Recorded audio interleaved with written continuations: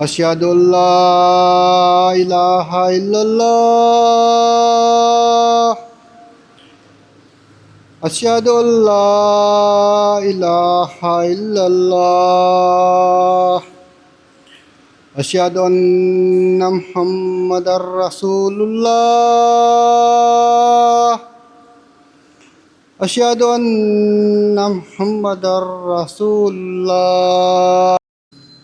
الحمد لله ثم الحمد لله ثم الحمد لله إن الحمد لله نحمده ونستعينه ونستغفره ونعوذ بالله تعالى من شرور أنفسنا ومن سيئات أعمالنا من يهده الله فلا مضل له ومن يضلل فلا هادي له أشهد أن لا إله إلا الله وحده لا شريك له جل عن الشبيه والمثيل والكفر والنظير وأشهد أن محمدا عبده ورسوله وصفيه وخليله وخيرته من خلقه وأمينه على وحيه صلى الله وسلم وبارك عليه وعلى آله الطيبين وأصحابه الغر الميامين ما اتصلت عين بنظر ووعت أذن بخبر وسلم تسليما كثيرا.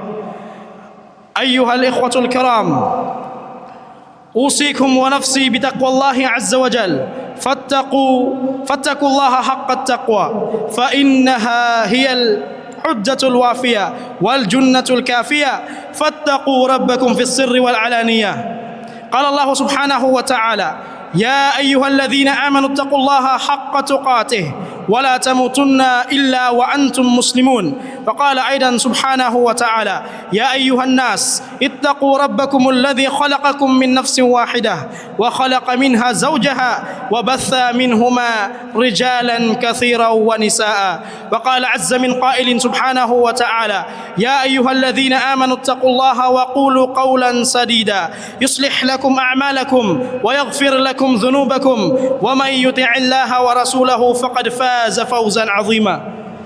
أيها المؤمنون، فإن خير الحديث كلام الله وخير الهدي هدي محمد صلى الله عليه وسلم وشر الأمور محدثاتها وكل محدثة بدعة وكل بدعة ضلالة وكل ضلالة في النار.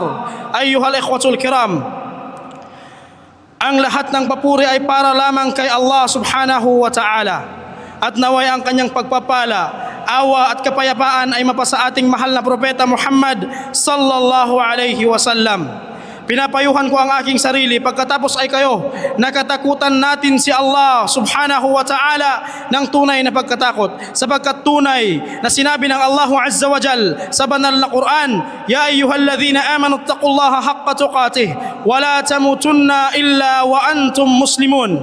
Sa pinakamalapit nitong pagkasalin, sinabi ng Allah azza wa jal: O kayong mga mananampalataya, inyong katakutan si Allah azza wa jal nang may tunay na pagkatakot, at huwag ninyong hayaan ika na kayo ay datnan ng kamatayan maliban na lamang kayo ay mga Muslim, totoong nananampalataya kay Allah azza wa jal.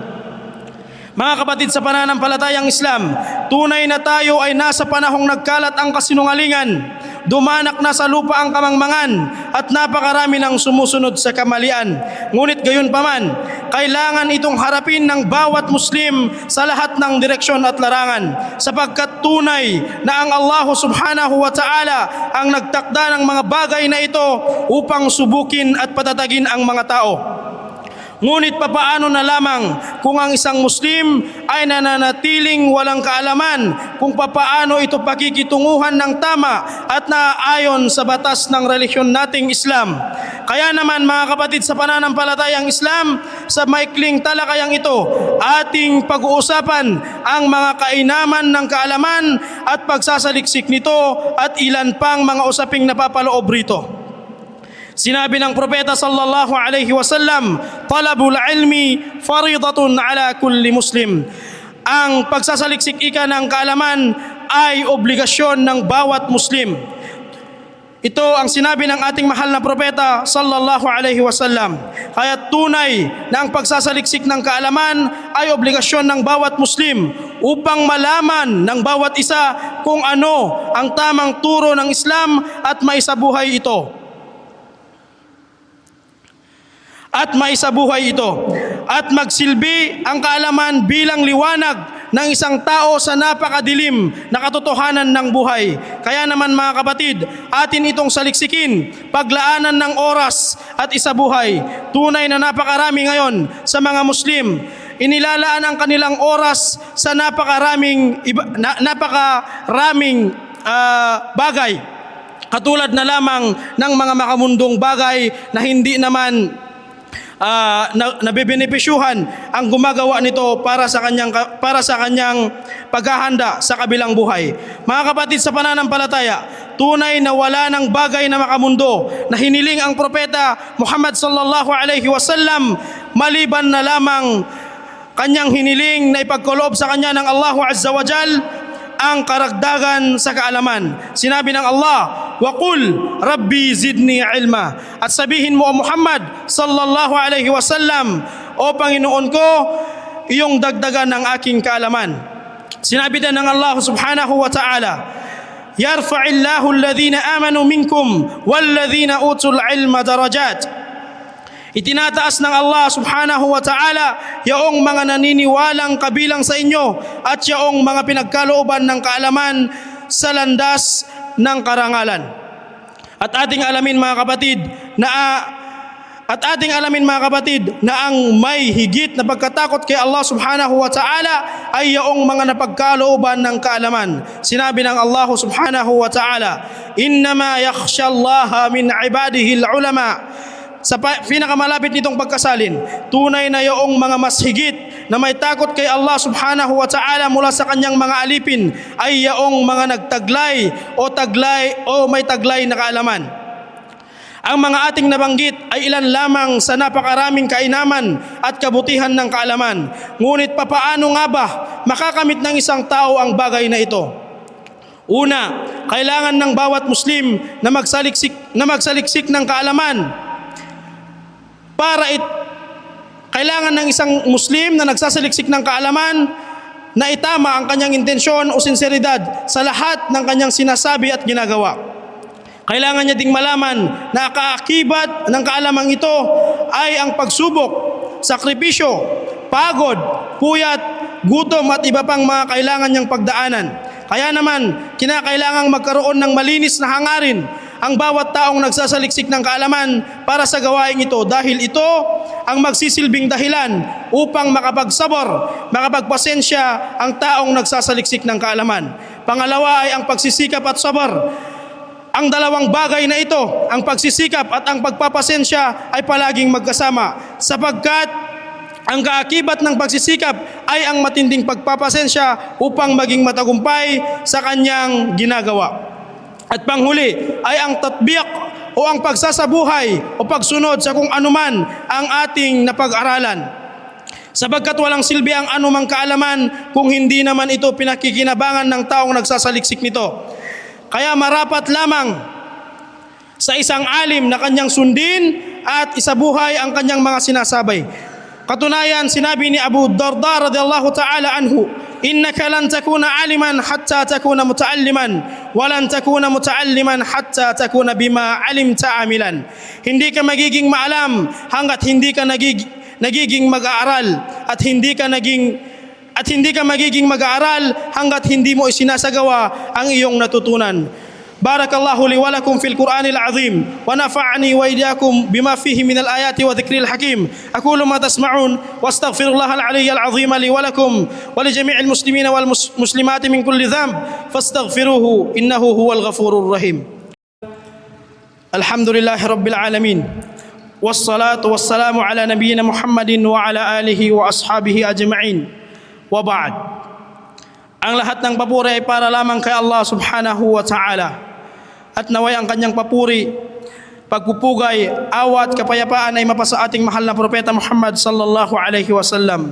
O mga kapatid sa pananampalatayang Islam, ating katakutan si Allah subhanahu wa ta'ala ng tunay na pagkatakot, at huwag nating hayaan na tayo ay mamatay, datnan ng kamatayan, maliban na lamang tayo ay tunay na nananampalataya kay Allah subhanahu wa ta'ala. Mga kapatid sa pananampalatayang Islam, sinabi ng Allah Azza wa Jal sa banal na Quran, wal asr innal insana lafi khusr إلا الذين آمنوا وعملوا الصالحات وتواصوا بالحق وتواصوا بالصبر. Sa pinakamalapit nitong pagkasalin, ang Allah subhanahu wa ta'ala ay sumumpa sa pamamagitan ng panahon. Kanyang sinabi, wal asr. At bilang sagot sa pagsumpang ito ng Allah, sinabi ng Allah subhanahu wa ta'ala, innal insana lafi khusr. Tunay na ang tao ay nasa kawalan o kalugian sa araw na ito, sa araw ng paghukom. Ngunit ang Allah subhanahu wa ta'ala ay nagsabi, illa alladhina amanu wa amilus salihat. Maliban na lamang ang mga taong nanampalataya kay Allah subhanahu wa ta'ala. Ngunit mga kapatid, papaano magiging mananampalataya ang isang tao kung wala siyang kaalaman sa pananampalataya nating Islam? Kaya naman sa sinabi ng Allah subhanahu wa ta'ala, illa alladhina amanu wa amilus salihat, ay kailangan ng kaalaman upang tayo ay manampalataya kay Allah subhanahu wa ta'ala. Gayon din ang paggawa ng kabutihan, wa amilus salihat, yaong mga gumawa ng magagandang gawain ng mga kabutihan. Papaano gagawa ng kabutihan ng isang tao kung hindi niya naman nalalaman kung ano ang ibig sabihin ng mga kabutihan? At sinabi din ng Allah subhanahu wa ta'ala, watawasaw bil haqqi watawasaw bis sabr. At yaong mga nagpayuhan sa katotohanan at nagpayuhan sa sabar.